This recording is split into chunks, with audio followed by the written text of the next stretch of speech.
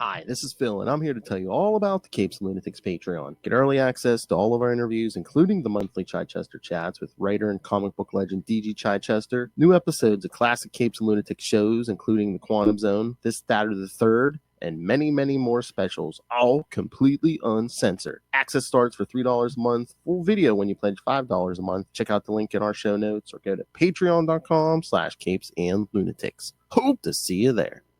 This is Jeremy Adams, and you're listening to the Capes and Lunatics podcast. With blood and rage of crimson red, ripped from a corpse so freshly dead, together with our hellish hate, we'll burn you all. That is your fate. This is Red Lantern Russell from Tomes of Evil. And you're listening to Sector 2814, a Green Lantern podcast. Hello and welcome back to Sector 2814, the Green Lantern podcast. I am Phil. Joining me, as always, master of all the cores. It is. I'm Will. Hey, everyone. And this time we're back to talk more Rise of the Third Army, I believe part 4 from Red Lanterns, as you heard, 13 through 16. Did you say part 4 or part 4 million? Oh, I said what it is, not what it feels like. And again, as I've been saying on all these shows, yes, politics-free zone here, kids, so come on in.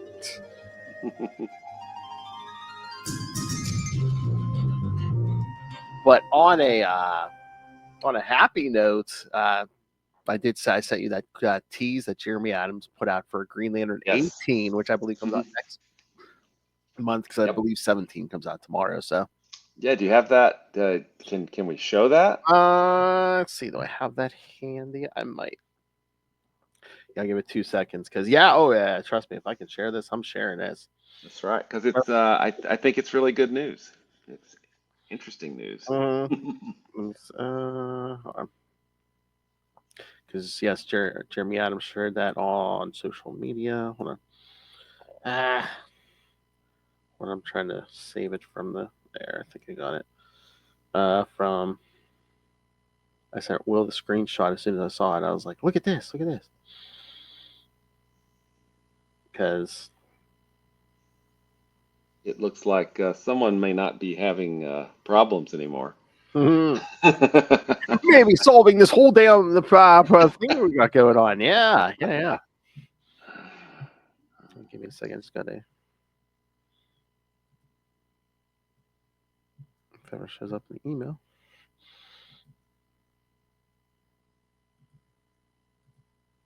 All right, now I'm just gonna drag it over here. All right.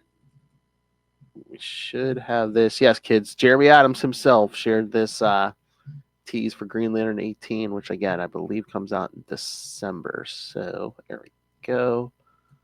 And of course, I love it.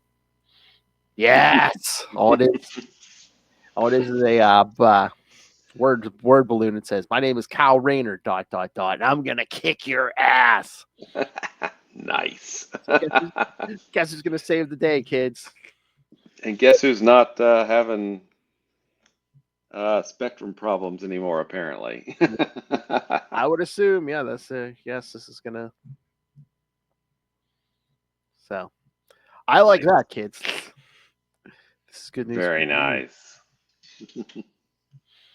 All right, and yeah, I don't think we had any other news. Well, Green Lantern news. No, I don't think so. No, I mean, I did read the DC All In, and I've heard really good things about the Absolute books, so that gives me, some good feelings about the Absolute Green Lantern that's coming. Yes. Oh, yes. And kids, check out Capes Lunatics episode 345, where Lilith and I talked to our good friend Kelly Thompson, because she's writing Absolute Wonder Woman. So we talked that. Nice. Kelly always makes time for us. I should Nice. think of us by now. Yeah. But no, kids, I don't have red eye. That's just that all that red lanterns reflecting off my glass. Yep. Of course, after that intro, we're not going to be sleeping tonight. So there you go. I know. Thanks, Russell. Thanks, Russell. So, all right. Well, let me see if I have some synopses. I didn't even look. I'm just like, eh. Yeah, this, we've. Oh, and also remind me at the end, I do have more feedback from our friend Tyler. So, which thank you for the feedback, Tyler. You're keeping us going. Yep, absolutely. Keeping us going in the end times here. Yes. Ooh, okay. We got one synopsis, two synopsis. Cross your fingers. We're like this, kids. We got arthritis. That's all right. 3. Oh, there. I hope that all 4. And of course, the last one doesn't have a synopsis. Of course. Of course not. Of course. All right. Should we dive into these? Let's dive. Hey, Will, think about this. This week and next week are the last New 52 episodes for the year. Wow. Because again, crazy. our last 3 episodes of the year are not New 52. So yeah, I hear you, man. Oh God. Now we have a whole 2025 of New 52. So lots and lots of New 52. Yeah.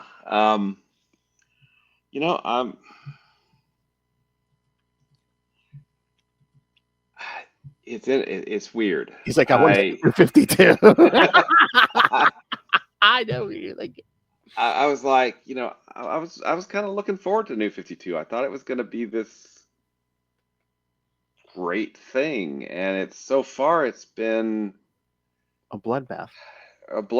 And really kind of disappointing.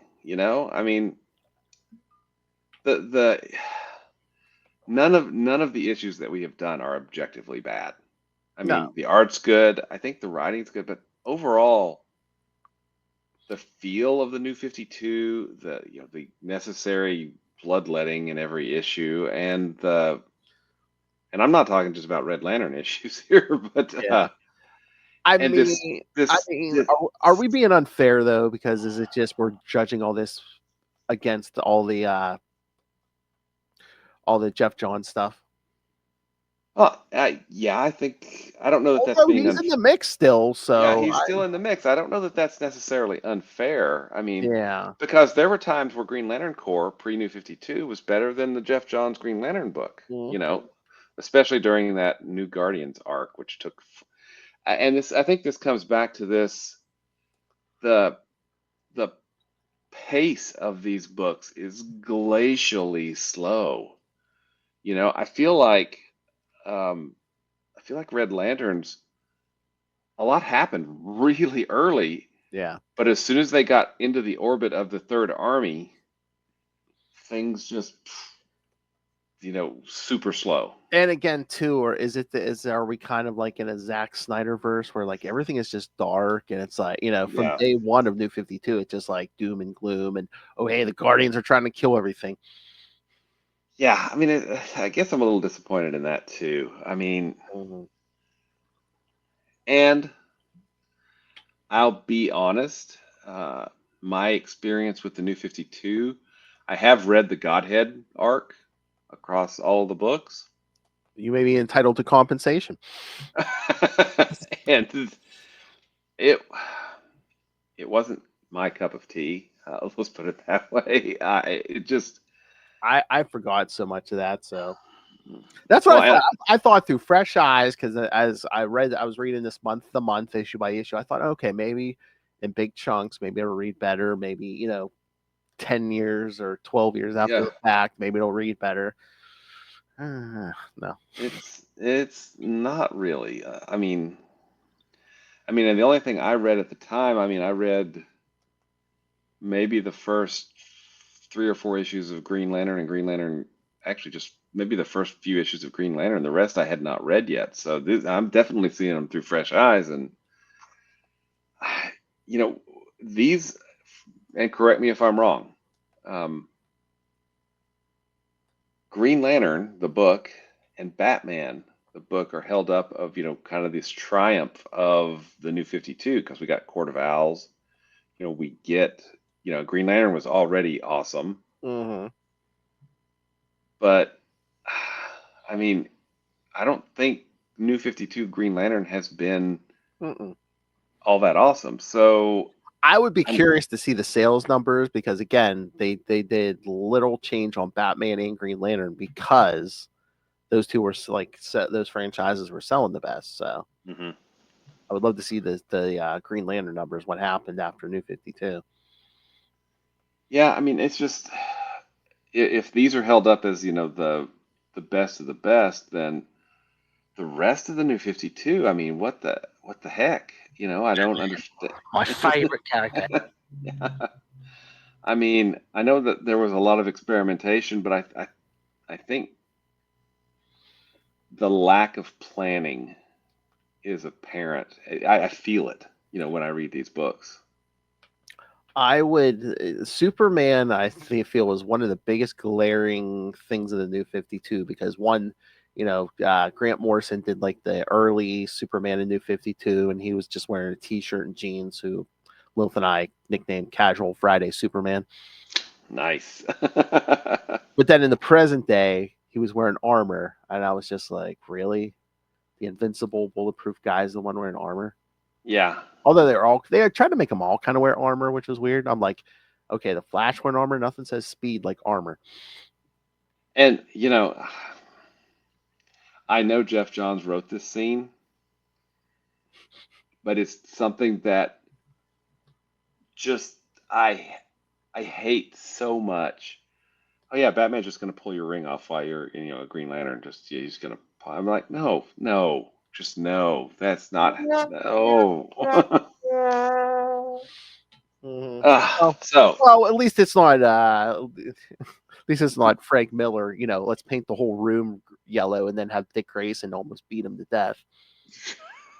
True. After he made Dick Grayson eat rats. Thank you, Grant Morrison. Yeah, Well, again, Grant Morrison. No, not Grant Morrison. Well, wait, Frank Miller. Frank Miller always has a theme to his writing. Your mother's a whore. I'm not going to disagree with that, but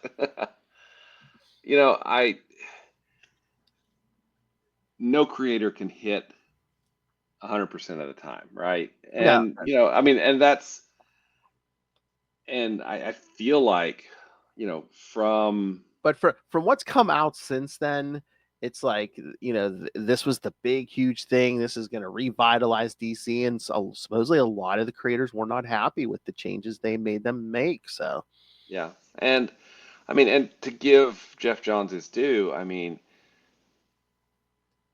the man wrote excellent, revitalized Green Lantern, along with,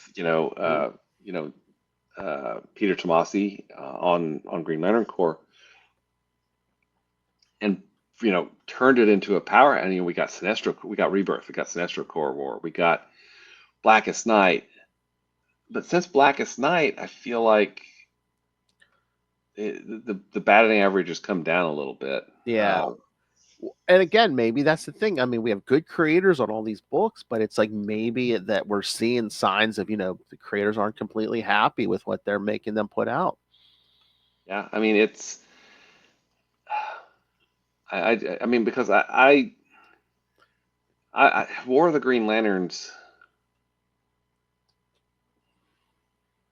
I don't know. There's, I'm sure we talked about this when we talked about War of the Green Lanterns, but it didn't just hit. I don't think it fired on all cylinders. Yeah, and again, it's like it was like the last big thing before New 52 hit, and I think they were setting up New 52. It's like, oh, hey, let's throw Hal out and Yeah. slap a ring on Sinestro, and I mean, I don't know. I'm still hopeful that, the Third Army, when we finally get there in, 2185, will finally, deliver. Okay. I mean, just because this build up to it is just, it's interminable. I mean, it's just going on and on and on. And I feel like Red Lanterns could have been telling some much more interesting stories as opposed to just the little chunks that we're getting because this Third Army arc has to hit at the right time, right? we And should I feel, and Simon Bass should have had his own time to yeah, grow and his character before just throwing him into the middle of a crossover.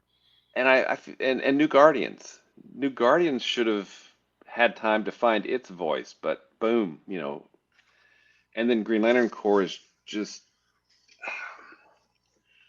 was disappointing, or has been disappointing so Exactly. far. Oh, do you So, mean Wrath of the First Lantern? Is that what you're talking about? uh, Waiting for?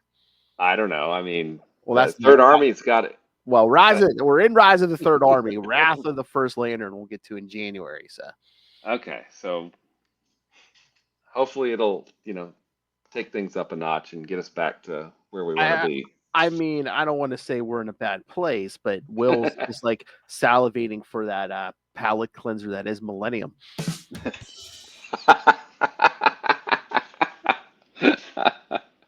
Yearning for Millennium. Again, some people pan Millennium, so it'll be interesting to be like, hey, would you rather Millennium going, or would you Yeah. like New 52? What's better? Well, and it's interesting 'cause when we get to Millennium, the Steve Englehart, Joe Staton, Green Lantern / Green Lantern Corps, Yes, yeah. Was a big seller at the time, and it's nothing like post Rebirth Green Lantern really at all. I mean, No, because I mean, a bunch of Green Lanterns on Earth, pretty much doing their thing. There's no Guardians in sight. No. Yep. So I'm, Well, and I shouldn't say that. Don't they come in for Millennium? But they kind of Millennium, and then they leave, right? yes. So, I mean, I wasn't reading Green Lantern at the time. I have vague memories of Millennium because maybe I was buying Action because of John Byrne at the time. Gosh, I don't remember. But Burn. it'll be interesting to experience that version of Green Lantern, long before the Road Back even. This was years before the Road Back, which was volume 3. So I think it'll be an interesting side project, and it won't have near as large a body count, I don't think. But speaking of John Byrne, kids, not over here, but on many of our other shows, we're going to be doing John Byrne come January. So nice. if you like scantily clad women, do I have some shows for you? All right. Well, what are these Brightest Day issues? We're like 18 minutes in, and we haven't touched the first issue yet. All right, let's get to these things, man. Let's do it.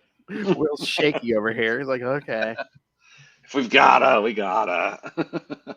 Again, this week and next week, and then no New 52 until January. So, and it's not these issues are bad. It's just that they're boring. Yeah, yeah. Again, it's good. It's good creators, but they didn't give them the best situation, or yeah. All right, let's roll, man. Oh, hey, look. Top of the first cover. Oh, look, hey, check out that brand new show, Arrow. Now that makes you feel old, kids. All right. All right. So Green Lantern, or not Green Lantern, Red Lanterns, number 13 from December 2012. Eyes Without a Face. Is that what Moon Knight did to that guy? I don't know. Did he rip Bushman's face or peel his face off? Sorry, Ray. What the F? All right. Writer Peter Milligan, penciler Miguel Sepulveda, and he's also the inker. Colorist Rain Barreto, letterer Dave Sharp, and editors Pat McCullum and Will Moss. On the planet Arthaki, a family is torn apart by the anarchy loose on the planet. A vicious warlord by the name of Cord takes ownership of the last remnants of the family and finds pleasure in using the two sisters as slaves for both menial labor and carnal pleasure. When one sister is killed, the other, Taya, plots her escape. Taya's tears of rage raise the attention of Atrocitus and Red Lanterns on Yzma, who depart to exact their brand of justice. Taya finds temporary refuge with a couple surviving in an uneasy marriage in the middle of the woods. But the next morning, when Cord and his men arrive looking for Taya, both she and the man's wife are betrayed by the man who gives both the women up to Cord for money. Both women are struck down, and as Taya lies there in a pool of her own blood, the Red Lanterns arrive, and they are easily avenged the injustices of Cord and his band. The Third Army leaps into action against the Red Lanterns, and Atrocitus finds his army ineffective against the latest threat from the Guardians. Rankorr, Bleez, and Atrocitus manage to survive the attack, but another member of the Red Lantern Corps falls victim to assimilation, as does Taya. As the issue comes to a close, Atrocitus learns that the eyes of the Third Army seem to be a weak point, and it appears that the members of the Third Army have a hive mind, sharing the pain that each feels. All right, thoughts? Yes, and then we basically created like a one and done Red Lantern to get assimilated or killed, whatever in this. Yeah, exactly. Scorch with a K. Yeah. Yeah. I mean, it was. It's not a bad issue. It's okay. Great. Hey, the Third Army's attacking. We're gonna get somewhere. But It seemed like the girl and her sister took up most of the issue. Yeah, more than even the Red Lanterns or the Third Army. yeah, and great. We're gonna get another Red Lantern, right? We're gonna have, and okay, that spoilers. That doesn't happen. So. I thought, okay, but the fight, the battle, I mean, this vicious, I mean, they were talking about, their eyes, going for their eye. I mean, this is a vicious, bloodthirsty battle, and it just seems to kind of be backgrounded. It's kind of something that happens. There doesn't seem to be any real drama or anything there. It's just, oh, this is happening, and okay, go to next issue. I mean,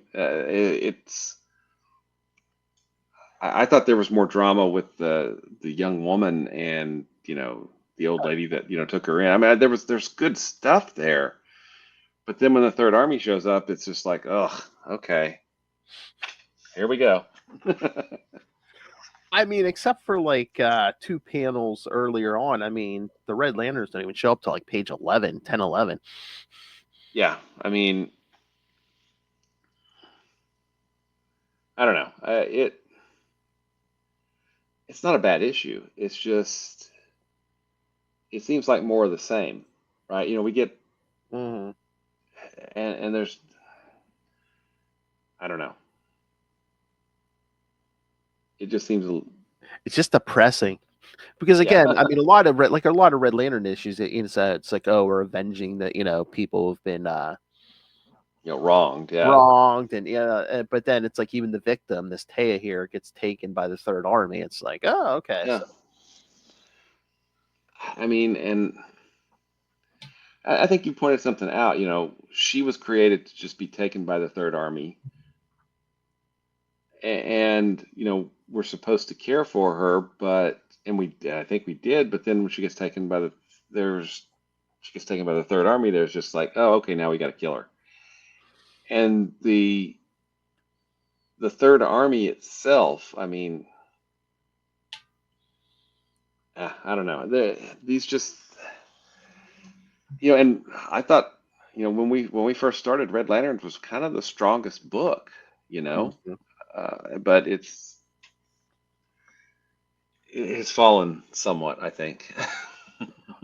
Yeah, a little bit, because I don't know. It almost seems like like Peter Milligan had a vision, but then all of a sudden I don't know. It got derailed. Yeah, Mhm. yeah. I don't know. Do you think maybe it's after they did the origin of Atrocitus, something kind of changed here? I don't know. I mean, And even I, like I and even like that Rankorr from Earth, it almost seems like he was going to open up the Red Lanterns, but all of a sudden it just seems like nah, he's just going to be another another Red. Red Lantern. Yeah, I mean, it just seems like there's kind of, I think a lot of false starts, and Mm, I think we feel that as readers. I mean, granted, this could just be us reading a lot of stuff into it that maybe it's not there, but mhm. it's just kind of what it seems like. Mm, yeah, yeah. And again, and that was the other thing. Or like, remember how many issues back where like Atrocitus was trying to find his rage again? It doesn't Yeah, seem like we're really doing anything with that either. nope. I mean, and we found out Krona got eaten, whatever. I mean, Body snatched, yeah. mutated, yeah. I mean, there's still some subplots going on, but they don't seem to have any urgency to them. There doesn't, and that may be something else. There doesn't seem to be a lot of urgency to this Third Army thing. Yeah. Well, that's the thing. All the subplots in everyone's book is kind of put on hold for Rise of the Third Army, kind of. So, Exactly. Yeah. Hmm. which again is kind of sometimes. I mean, some creative teams do it better than others, but a lot it's sometimes it kills the momentum on some books when you got to be part of a crossover. Yep. Absolutely. All right. All right. So you're glutton for punishment. You want to do the next one? Please, sir, can I have some more? Oh my. All right. Next cover. All right. So Rise of the Third Army, Red Lanterns number 14 from January 2013. Home is where the heart is. I think we got the same team here. Atrocitus and the Red Lanterns are in the thick of it with the Third Army on the planet Arthiti after discovering a potential weakness in their foes. Given the directive to target the eyes of the Third Army, the Red Lanterns gain the upper hand, except for Rankorr, who has trouble taking another life, especially when he perceives some remnants of the soul. Taya, the poor girl. Taya, the poor girl who was assimilated in the end of the human. Who was assimilated. In the end, the human Red Lantern puts it aside and employs the tactic despite his misgivings. Departing for Yzamalt with some of the remains, Atrocitus performs some blood magic on them to learn not only their connection to the Guardians of the Universe, but also of their ignorance of non-organic matter. As Atrocitus hands out missions to Bleez, Dexstar, Zilius Zox, and Scalox to strengthen their weakened central power battery, they are attacked by a mutated creature which emerges from the Blood Ocean, leading to the conclusion that they need a synthetic armor to fight against the Third Army. With Ratchet left behind to guard their battery, Rankorr is sent to Earth to face the source of his rage in hopes that it will allow him to at last become a true Red Lantern. Bleez chooses to join him, and the two are followed by the revenge-driven Dexstar, who has the memory of his defeat by Midnighter foremost in his feline mind. Upon their arrival on Earth, Rankorr is stunned by how small everything seems to him now, leading to a bit of reflective conversation between the human and Bleez. Atrocitus arrives on Ryut with the goal of finding the remains of the Manhunters who destroyed his planet to use to create his synthetic army. The wounds of the past boil to the surface quickly, and suddenly it seems as if Atrocitus is forced to relive the destruction of his world once again as the issue comes to a close with hundreds of Manhunters raining down upon the planet. All right, let's get. How many things are wrong with this issue? All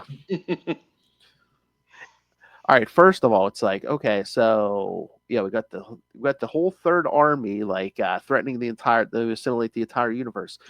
So let's send Rankorr and Bleez on a side mission to Earth. Yeah, and also let the cat Dexstar go off and do his thing, and I don't think he was supposed to, but he kind of ran off on his own. But yes. And then let's let's try and screw up the whole blood lake thing because I mean it's just and that's something I think that as I was reading this really kind of stuck out to me is like how many times in just these first 14 issues has Atrocitus done blood magic? I mean, oh my God. Yeah. I mean, I guess it's something unique to all the cores, but I'm just like, it almost seems like a not plot armor, but just like Plot contrivance. Yeah. yeah. It's like, oh, hey, we need some, okay, the battery's weak, but okay, hey, let's do some blood magic, Yeah. I mean, the info dump. yeah. So, I mean, again, the art is great on all of these issues. It really is. But it's just, I don't know. I mean, I come back to pacing, but I don't think pacing, I think pacing is a problem. But fundamentally, I think that this book is now tied to that third army, which is, like I said before, just interminably slow, right? Yeah. So, and I think it's causing this book in particular to really just tread water or blood, whatever. I see what you did there. While we wait for this third army thing to blow over, Well, they're right? kind of doing that with everybody's book, is making everybody tread water. Yeah, I think so. Yeah, I mean, yeah, and again, if you look at this issue on its own, it's not bad. Mm-mm. I mean, it's perfectly fine. It's just not as good as it was in the beginning. And the only thing that me, as a reader can do is look at, well, okay, it's the third army stuff screwing everything up, right? At least that's all I can do, as a reader at this point. And again, are we killing time with this side quest to Earth? Is that why we're doing it? Yeah, I mean, he's already a Red Lantern that can make constructs. Why do you want to change? Yeah. Oh, because he's not as quick to kill as us. Yeah, because they want him to kill his grandfather's murderer, which is like fine, but it's like, well, how about we solve this third army thing, or is this another Kyle Rayner thing where it's like, well, he needs to go on this quest so he can be strong enough to battle the third army? Is that what we're doing? I don't know. I mean, you and I talked about New Guardians should have been Kyle starting this quest from the beginning versus that whole angel-like arc solar system thing and, going. I mean, we even got 4 issues where they find out, oh yeah, it was really Saeed that, sent all the rings to him. But then they killed Saeed. I'm like, Guardians should be harder to kill, But yeah, so maybe that was the thing here. Maybe Rankorr should have did his whole thing before Rise of the Third Army started, Yeah, I mean, But no, we fight Stormwatch. It's true. It just seems like it's taking so long for developments to occur. And again, I know that that's pacing, but all of these writers know how to write a comic, and they know how to pace comics. They're professionals. So I feel like it's something else that's causing the pacing to be off, and it's not necessarily the creative team. That's what I'm saying. From what I've heard, I think they're getting marching orders they don't like. So I think it's showing. It's like they're getting a lot of creative feedback from up above. So. Yep. So, I mean, and the battle at the beginning of this. I mean, it almost seems kind of like an afterthought, I know, that's what I said. It's like, okay, well, hey, we saw this huge menace that's threatening the whole universe, but meanwhile, hey, let's split up, gang, and do separate yeah. Haven't you seen a horror movie? Never split up the team. Exactly. Never split the party. Never say I'll be right back. All right, should we get to the next one? Let's do it. All right. Oh yeah, and then yes, because we'll get more on this Atrocitus' big plan, which has never occurred to him in the billion years that. All right, Red Lanterns number 15 from. Great cover. Oh, I love the cover. Yeah. Yeah. From February 2013, Waking the Past. Same creative team. Here we go. In Sector 666, Zilius Sox and Scalox are looking at an army are looking at an arm of a Red Lantern who was killed by the Third Army. Zilius believes that Atrocitus will find a way to beat them, though Scalox wasn't so sure about it. While on Riot, Atrocitus is seeing the massacre of his home planet again, but this time decides to attack them. However, a space creature was the cause of revealing his dream. Atrocitus uses the creature's blood to resurrect the Manhunters to use against the Third Army. Okay. Yeah. So go ahead. Sorry, we'll get into that. Yeah. On Earth, Rankorr goes to see his brother Ray Moore, much to Bleez's objection. The brother is scared of his appearance and begs him to leave. Rankorr gets enraged and wants to kill Baxter for causing all this. Back on Ryut, Atrocitus uses his blood to awaken the Manhunters. In Sector 990, Dexstar enters the penal settlement 004 and attacks one of the workers. Back on Earth, Baxter was protected by a police officer, but that didn't stop Rankorr arriving on the scene. He was shocked to see that he earlier burned the officer's face. Though feeling sorry, Rankorr still decides to go after Baxter. On Yzamalt, the Red Lantern Central Power Battery was still not responding with the blood of Zilius and Scalox. Ratchet provides some theories of why it isn't working, while the inversions were underground, overhearing him and tells among themselves that they are all wrong. On Ryut, the Manhunters fire at Atrocitus. Okay, you want to start? What the F, man? I think I can sum up this issue. Yes. What the F? I mean, okay, yeah, he starts seeing the Manhunters. I'm like, okay, well, where's this going? Oh, it's just some space thing that was going to try and eat him, and he killed it and used its blood to do. I'm like, what? Blood magic. Where the heck did that come from? I mean, it was just like out of nowhere. There was no setup for it or anything. It's just, oh, he's reliving the dream, the nightmare that is, the destruction of his planet by the Manhunters. But and then apparently, Red Lantern blood is like the Energizer Bunny of blood because it makes anything work. Apparently, I don't know. This one was unfocused. I mean, it was. Oh, yeah. And why is Dexter attacking a penal colony? I thought he was going for a Midnighter. I thought so too. I was confused by that. I was like, what the F? Is he hallucinating or something? I don't know. What the F? This one, again, it's not bad. It just left me confused. Yeah. Like, why? There was just no. And that Guardian tech is damn good, man. I mean, this Manhunter's a billion years old? Yeah, I just gotta, reboot it. It's like Windows 95, man. Turn it off, turn it on. Yeah. Yeah. Yeah, this one. I was like, wait, the Manhunter thing never occurred to him in the billion years since they wiped out his sector. I'm like, not during Blackest Night, not during. Use the tools of the enemy against the enemy. I mean. And it doesn't even sound like a good thing. Couldn't the Guardians just like flip a switch and now it's like, okay, now you have the Manhunters and the Third Army to deal with? Yeah, this plan seems to have certain drawbacks or potential drawbacks. I mean, Atrocitus isn't the deepest thinker.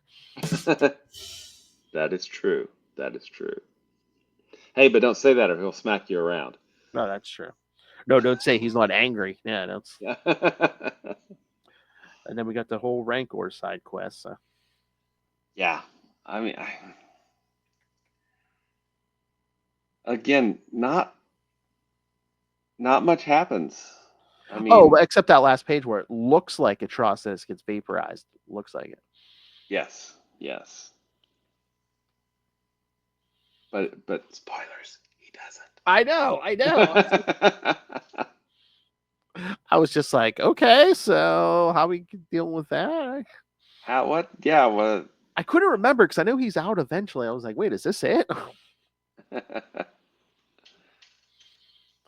All right. Should we do the last one? Let's please do. Feels like put me out of my misery. All right. All right. Like I said, no synopsis. So here, let me. Awesome cover. I Oh mean, yeah, like all the art on all these is great. Yeah. No. Yeah, the art is not the thing I have a problem with in these issues. Although there is a different artist on this issue. yeah, and Bleez looks, I think, a little weird in the last issue. She looked a little weird, or was it this one? I think it's this one, maybe because it's a different penciler. It's a penciler and inker. Yeah. Because issue Red Lantern 16, March 2013. Once we're enemies. Peter Milligan, still writer, penciler Andreas Guinaldo, inker BIT, colorist Rain Barreto, letterer Carlos M. Manigal, and editor Wilmos Kate Thura. Oh yeah, so we've got a lot of switch up here. We're penciler, inker. We got a new editor for the group here. So, and again, no synopsis. So. But yeah, big spoiler. Atrocitus is not dead. No, yeah. So yeah, he kind of goes after the Alpha Manhunter because that'll, I guess, give him control of the Manhunters. Yes, I mean that's I don't know. And then back on Earth, we see Rankorr confronting the killer of his grandfather, but then Bleez is like, here, let me help, and basically shoot some Red Lantern blood into the guy, and she's like, oh yeah, he'll be in agony, he'll boil in agony for years. Yeah, okay. I'm like, okay, that's not gonna kill him, okay. And then Rankorr, I think he sees what the grandfather's ghost or something, saying he shouldn't be so weak and stuff because he just kills the guy because basically this vision of his grandfather is like, why'd you do that? You should have let him suffer. And so, and then Atrocitus and the Manhunters, I guess, are going to church on Ash Wednesday. Blood Wednesday. Yeah, exactly. So yes, then all of a sudden, he took down the Alpha Manhunters. Now all the other Manhunters are under his control, I guess. Yeah. More blood. Needs more blood. And then if that wasn't enough confusion, like we said on Yzamalt, that battery's not charging. I guess we see it's because the inversions are under the underground, and it's like, didn't he kill them all? Yeah, but didn't they come back in the Zero issue? Or issue 12? Did they? I mean, they showed the origin. Didn't they tell the story of him killing them? I couldn't remember if they came back or not. But I think it showed that they came back somehow, either in 12, maybe it was 12 or 11. But I mean, wasn't that a big thing about him killing them? Yeah, it was a big deal, and now they're just kind of back and they're sucking power from the power battery. But meanwhile, after how many decades, we still can't get Cat Matui back? Good point. And then Bleez wants some of Rankor's blood because she wants, maybe we could gain some ability to like make constructs or something, and basically, I don't know what, willing to sell her body or whatever else. And she's like, what'd she say? Oh yeah, she's, how you have no idea how many rich, handsome suitors begged for me. We could have been friends, maybe more. Instead, you made yourself an enemy. Yeah, bum. I'd have been like, sister, we don't even know if the universe is going to be here tomorrow. I ain't worried. And then we get giant cannons on Oa, which is the first time I've ever heard about giant cannons on Oa. Yeah, I mean, unless they're new, I don't know. Firing on. Well, Atrocitus is leading them, isn't he? Leading the Manhunters to Oa. Well, no, he's because those Manhunters go to Oa, but he's on Maltus. Oh, that's with right. Another Yes. group. Yes, he does go to Maltus. Yeah. And who does he meet there? Well, basically, an image of Krona again. Yep. And again, they're saying like, doesn't he say Maltus is like a dead planet now or something? Yeah. Mm-hmm. But I was like, I thought like pre-New 52, at least at some point, wasn't Maltus wasn't the civilization still there? It's just some of them evolved into the Guardians, but again, the population was still there. Well, and this could be completely wrong because we're working on my memory, but wasn't Maltus where the old timer and Hal and Ollie and Dinah went, which was overpopulated, packed body to body, people to people? That's what I thought. Yeah. Now that you mention it, yeah, I think so. And the Maltans evolved. Some Malthusians evolved into the Guardians. Some evolved into the Zamarans, and some evolved into the Controllers. Right? Mm-hmm. Yeah. But there was still people on Maltus that, because it was so overpopulated. I didn't think it was a dead planet. I mean, I guess that's new to New 52. Again, New 52. You know the rules. So. Yeah. You know what? That's something we got to do for another big anniversary episode. Some hard traveling heroes. Yeah, it doesn't hold up as well as. Yeah, I mean, maybe not do the whole thing. Maybe pick and choose some issues through it. Yeah. Yeah. Didn't we did Jon Stewart's issue, didn't we? I think so. Yeah. When he gets the ring, yeah. Yeah, 80. Is it 87 or something? 87. I think it is 87. Yeah. Yeah, we did do that one. Yeah. We could do 70. What's the first one? 76. You do love for the blue skins and the green skins. Then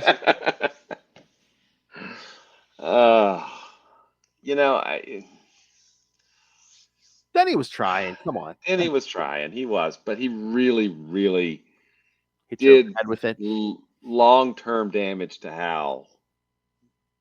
That was the price of those groundbreaking stories. Was it damaged Hal? I mean, and Hal was not exactly.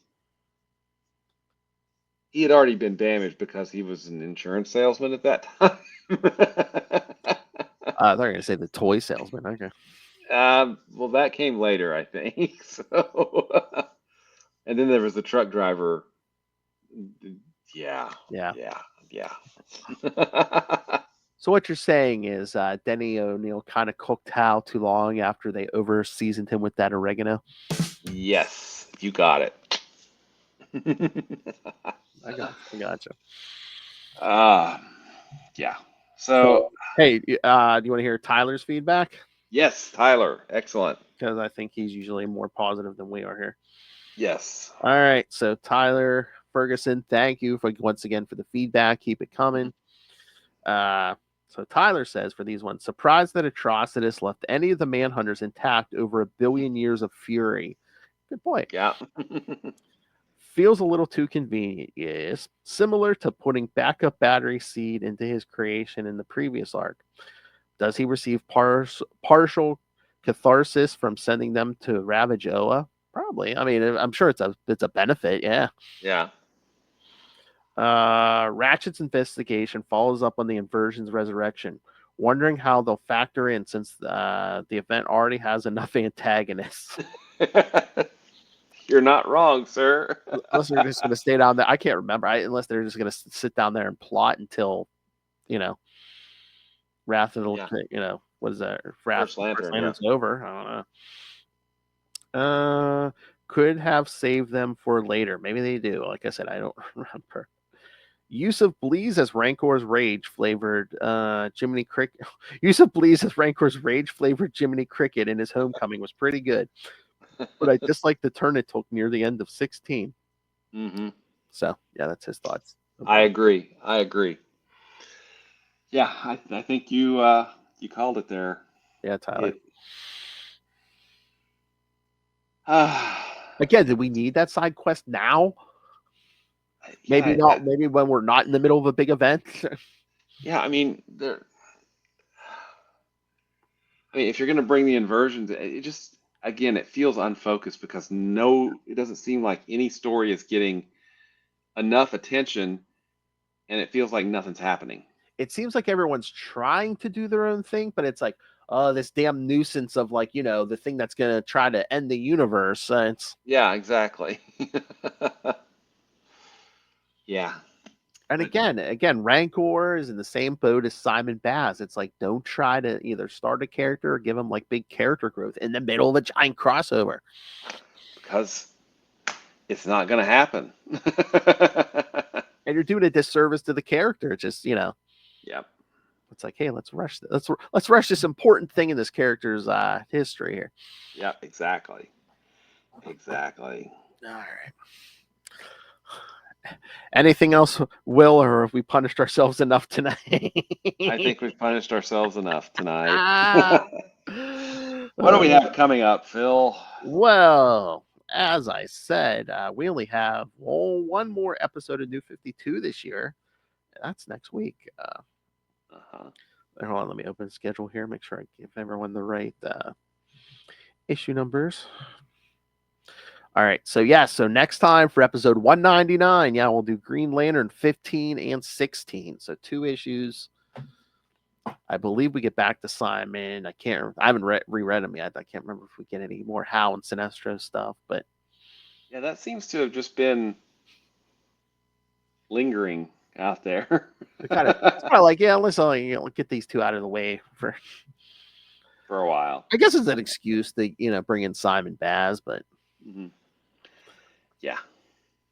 Well, he got a couple of issues, so we'll be getting. Hopefully, I don't know. I haven't read them yet, so I guess we'll see what we'll get. Hopefully, it'll be good. So that'll be the last New 52 for the year. But in 2 weeks, episode 200. What are we doing, Phil? The first part of our two-week Millennium special. That week we'll do the first 3 issues of Millennium, followed by Green Lantern Corps 220 and Millennium number 4. And then, like I said, 201 we'll wrap that up as we do Millennium 5 and 6, Superman 14. Speaking of Byrne, because Hal guest stars there.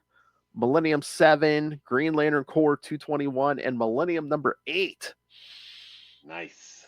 I forgot that was an 8-part thing. And then, yes, we've been trumpeting this for, months now. Probably all year. Yes, for your Christmas listening, the Green Lantern Larfleeze Christmas special. Got to make those cookies. That's right. But don't share them. They're mine. Mine. So, yes. So lots of good stuff coming here, kids, after New 52. Anyway, again, that's going to be interesting to be like, I don't know if anyone's ever said, oh, thank God for Millennium. They have now. Oh, they will. 2 weeks, we will.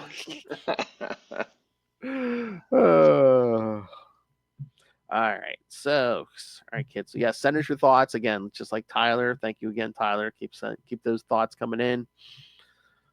All right. So, send us your thoughts to here. CapesandLunatics at gmail.com or call the voicemail 614-382-2737. That's 614-38-CAPES.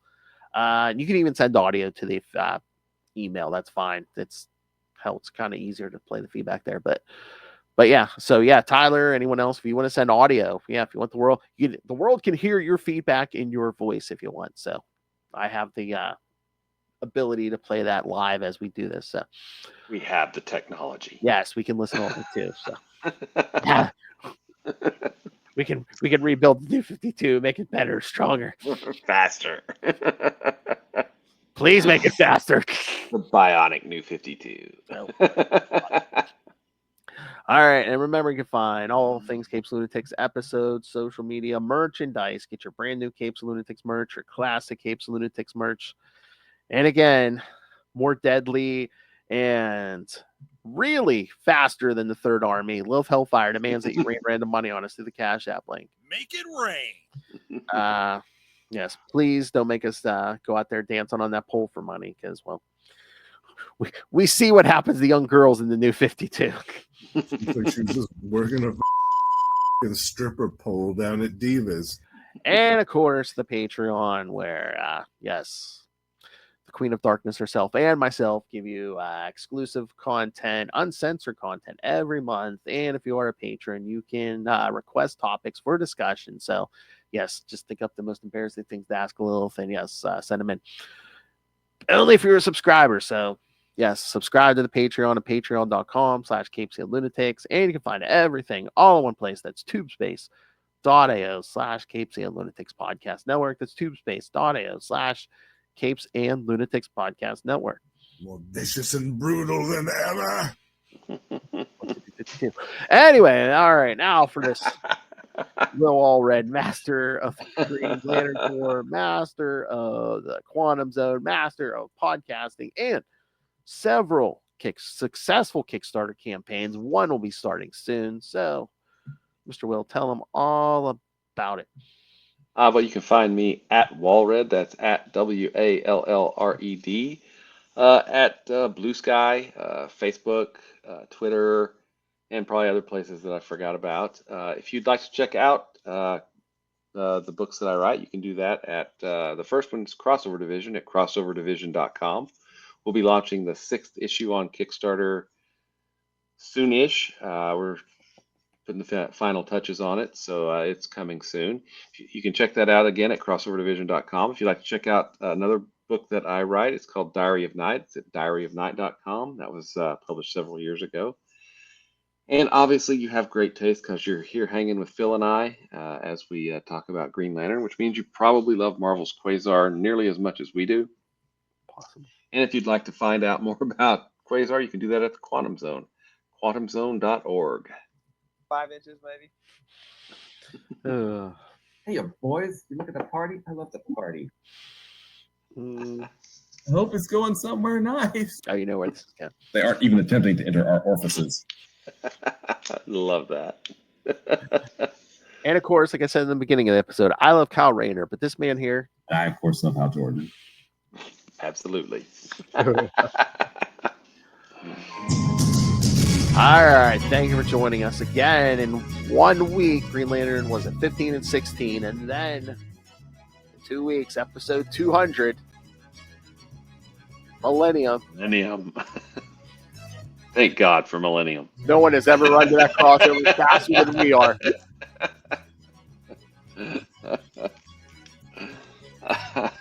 Nice.